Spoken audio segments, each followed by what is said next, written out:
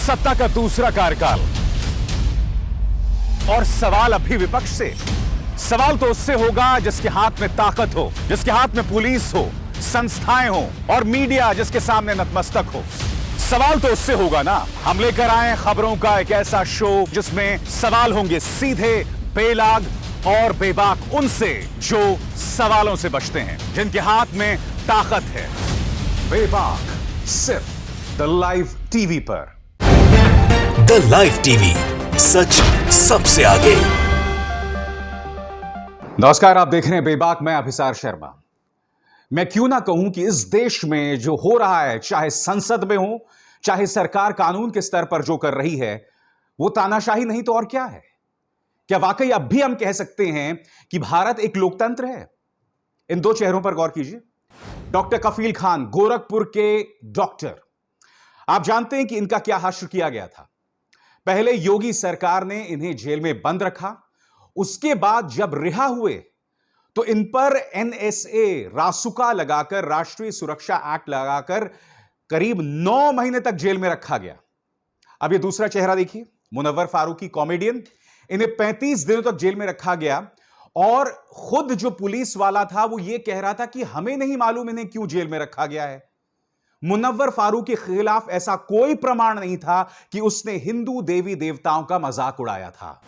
और मैं आपको बताता हूं दोस्तों, जब डॉक्टर कफील खान को रिहा किया गया था तो अदालत ने क्या कहा था, आपके स्क्रीन पर। कफील खान का भाषण हिंसा भड़काने वाला नहीं है, एकता का संदेश। हाईकोर्ट, इलाहाबाद हाईकोर्ट ने अपने आदेश में कहा है कि कफील खान का भाषण सरकार की नीतियों का विरोध था। उनका बयान नफरत या हिंसा को बढ़ावा देने वाला नहीं था, बल्कि राष्ट्रीय एकता और अखंडता का संदेश देने वाला था। इस निष्कर्ष पर पहुंचते हुए कोर्ट ने कहा कि कफील खान को तुरंत रिहा कर दिया जाए। कफील खान को इन्होंने करीब 9 महीने तक उस भाषण के लिए जेल में रखा। मुनव्वर फारूकी को क्यों जेल में रखा, यह वहां की पुलिस को भी नहीं पता था। मगर आपके स्क्रीन पर इस आदमी को देखिए, अश्विनी उपाध्याय, भारतीय जनता पार्टी का नेता, और इस आदमी ने वो आयोजन करवाया था जंतर मंतर पर जहां पर मुसलमानों के विरोध में जहरीले बयान, समाज के ताने बाने को तहस नहस करने के लिए बयान लगातार दिए गए।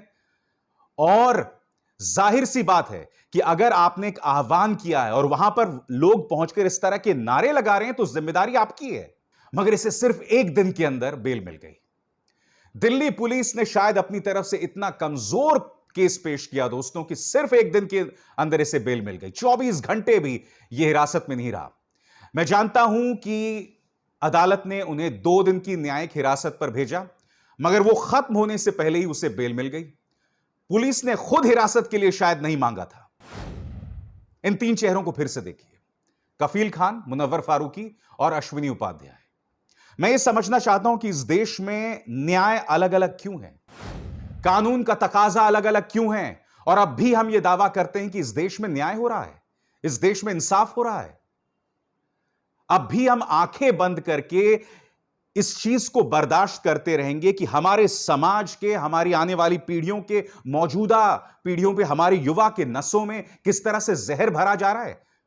अश्विनी उपाध्याय और उनकी राजनीतिक विचारधारा से इत्तेफाक रखने वाले लोग किस तरह से समाज के अंदर जहर भर रहे हैं, इस बात पर हमें कोई आपत्ति नहीं है। और बात यहां नहीं रखती दोस्तों, कल आपको याद होगा राज्यसभा के सभापति और उपराष्ट्रपति वेंकैया नायडू देश के सामने रोने लग गए थे।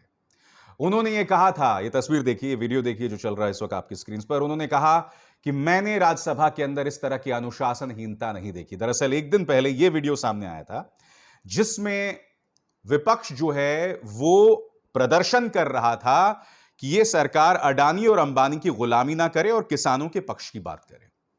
बहुत रोए थे वेंकैया जी इस तस्वीर को लेकर। मगर कल जो हुआ दोस्तों, वो आजाद भारत के इतिहास में कभी भी संसद के अंदर नहीं हुआ। मैं आपको बतलाना चाहूंगा एनसीपी के सुप्रीमो शरद पवार ने क्या बयान दिया है। In my 55 years of parliamentary career, I never saw the way the women MPs were attacked today in Rajya Sabha. More than 40 men and women were brought into the house from outside. It is painful. It is an attack on democracy. NCP leader Sharad Pawar at Parliament. क्या कह रहे हैं शरद पवार यहां पर?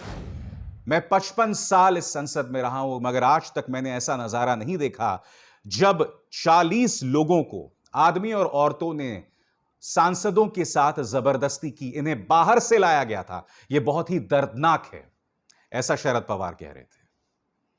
और यही बात दोस्तों शिवसेना की नेता प्रियंका चतुर्वेदी भी कह रही हैं आपके सामने। If what happened in the Rajya Sabha yesterday pained our honorable chairman, then what happened today with opposition women MPs should pain him more. I urge Vice President to take cognizance of the jostling and manhandling of MPs for protesting against the privatization of general insurance business. Priyanka Chaturvedi यहां क्या कह रही हैं, अगर इसका मैं हिंदी में अनुवाद करूं, वो ये कह रही हैं कि अगर उपराष्ट्रपति वेंकैया नायडू की आंखों में आंसू थे कि राज्यसभा के अंदर किस तरह की अनुशासनहीनता हुई, तो उन्हें इस बात पर भी चिंतित होना चाहिए कि महिला सांसदों के साथ किस तरह का बर्ताव किया गया था जब हम लोग जनरल इंश्योरेंस की निजीकरण के खिलाफ प्रदर्शन कर रहे थे। जो सरकार से सवाल करने वाले कार्यकर्ता होते हैं, पत्रकार होते हैं, आप उन पर अंकुश लगाते हैं, जोर आजमाइश करते हैं, आतंकवाद की धाराएं लगा देते हैं। विपक्ष के अंदर सांसदों का अधिकार है कि वो सरकारी नीतियों के खिलाफ प्रदर्शन करे, आप उन पर भी अंकुश लगाते हैं, जोर आजमाइश करते हैं।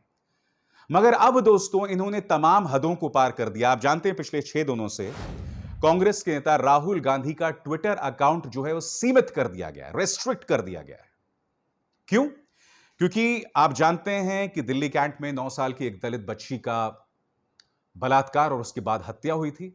राहुल गांधी उनसे मिलने गए थे और जब वो उनके मां बाप से मुलाकात कर रहे थे तो उन्होंने ट्वीट किया था और उस ट्वीट में उन दोनों के चेहरे दिख रहे थे। निजी तौर पर मेरा मानना है यह गैर जिम्मेदाराना था। जब उन्होंने ट्वीट किया था तो उनके चेहरे छुपाए जाने चाहिए थे। ट्विटर ने इस बात को लेकर उनके अकाउंट को सीमित कर दिया। मगर बात यहां नहीं रुकी। जब कांग्रेस के कई नेताओं ने उसके खिलाफ प्रदर्शन किया तो क्या आप जानते हैं ट्विटर ने 1 नहीं 2 नहीं बल्कि 5 ट्विटर हैंडल्स को सीमित कर दिया है, रेस्ट्रिक्ट कर दिया है। इनमें यह देखिए कांग्रेस का अपना आधिकारिक हैंडल है।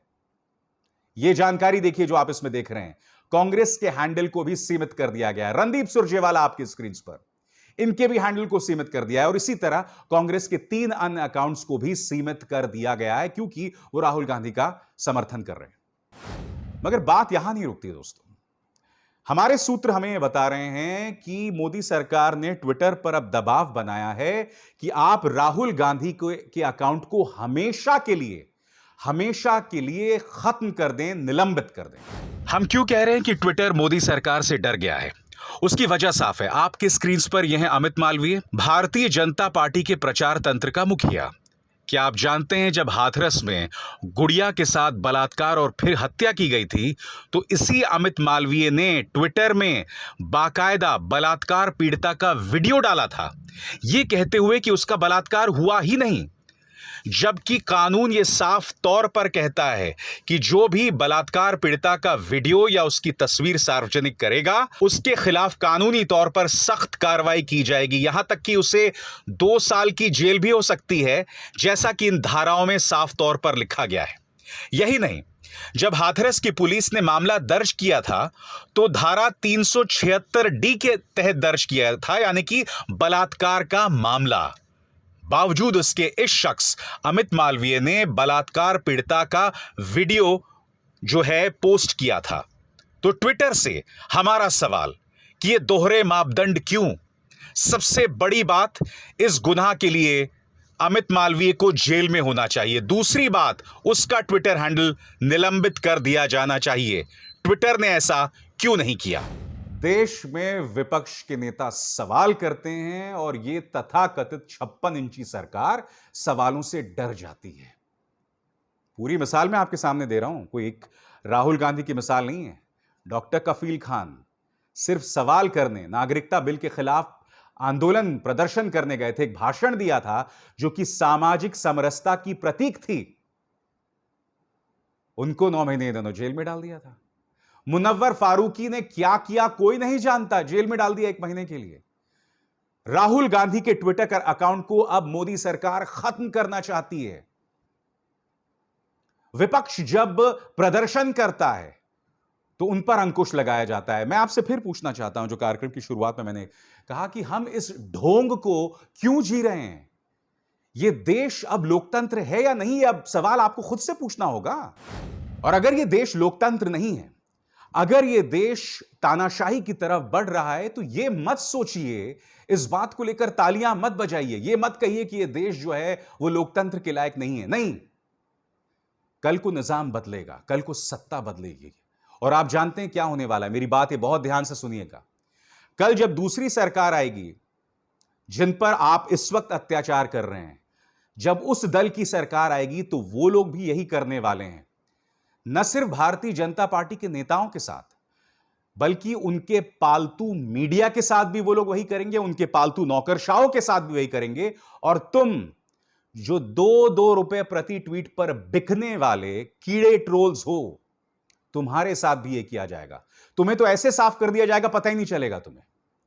तुम्हारे साथ तो अभी भी भारतीय जनता पार्टी तुम्हारे नसों में जहर भर रही है, तुम्हारी भावनाओं के साथ खेल रही है, यहां कचरा भर चुका है तुम्हारे।